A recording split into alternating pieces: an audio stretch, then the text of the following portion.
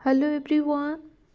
आज हम पढ़ेंगे टेंसेस, वो भी सिंपल प्रेजेंट में किस तरह क्वेश्चन करते हैं और अफर्मेटिव सेंटेंस और नेगेटिव सेंटेंस को कैसे फ्रेम करते हैं इस सिंपल प्रेजेंट में। तो चलिए स्टार्ट करते हैं आज का session. Simple present. Simple present में सबसे पहले देखेंगे क्वेश्चन। ऐसे क्वेश्चन तो हम डू और डज से स्टार्ट करते हैं अकॉर्डिंग टू सब्जेक्ट। तो यहाँ सब्जेक्ट लिए हैं ही के साथ तो डज लगता है, तो पहले हमें डज से स्टार्ट करना है सेंटेंस को। डज ही रीड्स, क्या ये सेंटेंस सही है? डज ही रीड्स, क्योंकि हमें पता है ही के साथ तो एस लगाना होता है सिंपल प्रेजेंट में, लेकिन ये वाला सेंटेंस गलत है। क्यों?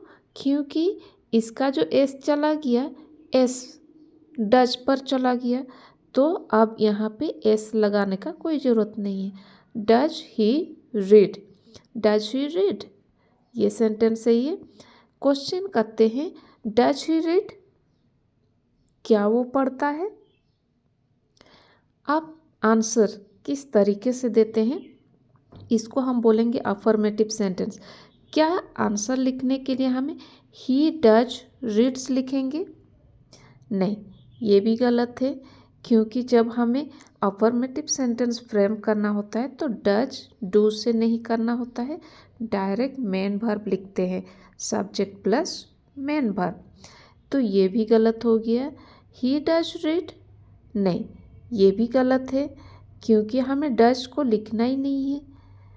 ही रीड भी नहीं होता है, क्योंकि ही सी और कोई नाम या सिंगुलर के साथ हमें एस लिखना ज़रूरत होता है अफर्मेटिव सेंटेंस में।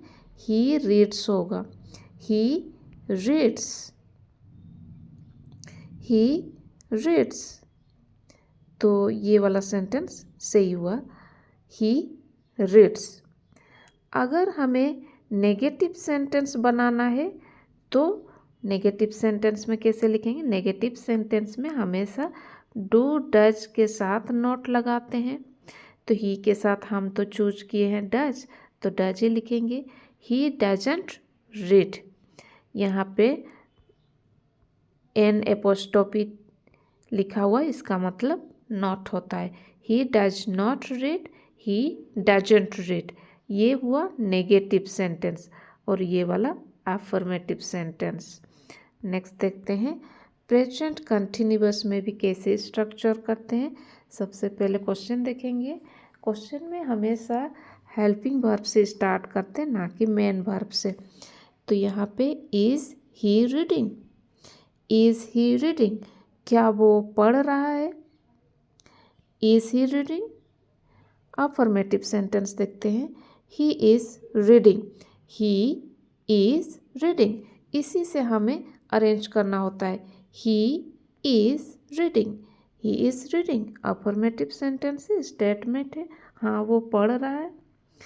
अगर नेगेटिव सेंटेंस बनाएंगे, ही इज़ नॉट रीडिंग, सही है, ही इज़ नॉट रीडिंग, वो नहीं पढ़ रहा है। अगर हमें कॉन्ट्रैक्ट या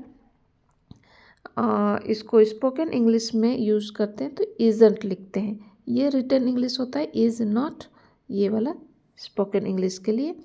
ही इज़ंट रीडिंग नेगेटिव सेंटेंस है, दोनों सही है।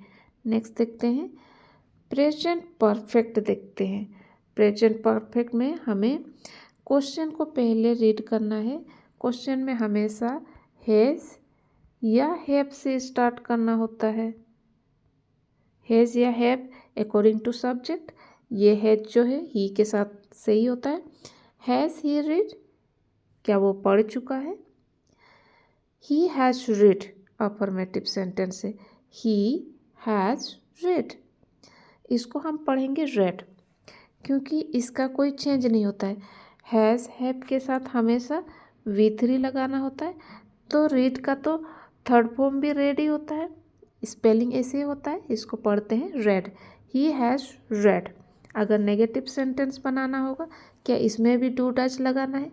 नहीं, इसमें हैज़ लिख के नॉट लगाना है। He has not read. He has not read negative sentence. Spoken English में अप्लाई करेंगे तो hasn't हो जाएगा। He hasn't read। तो नेक्स्ट देखते हैं present perfect continuous. Present perfect continuous में इसमें हैव और हैज़ तो लगाते हैं, इसके साथ बीन भी लगाते हैं और आईएनजी लगाते हैं। तो क्वेश्चन पहले देखते हैं, इसको भी हैज़ हैव से स्टार्ट करना होता है अकॉर्डिंग टू सब्जेक्ट। यहाँ सब्जेक्ट क्या ही है, ही के साथ हम हैज़ लगाते हैं। Has he been reading, has he been reading, he has been reading. Affirmative sentence, he has been reading. Negative sentence बनाएंगे, नेगेटिव सेंटेंस में नॉट, इस तरह का नेगेटिव वर्ड्स यूज करते हैं। He has not been reading, he has not been reading. ये written English है। Spoken English में हैज़ेंट का यूज़ करेंगे। He hasn't been reading negative sentence है। तो आज हम सेंटेंस को स्ट्रक्चर करने सीखे, किस तरह क्वेश्चन में अफर्मेटिव सेंटेंस नेगेटिव सेंटेंस में कैसे यूज़ करते हैं वो हम सीखें प्रेजेंट टेंस के लिए। तो आज के लिए इतना ही। Thank you.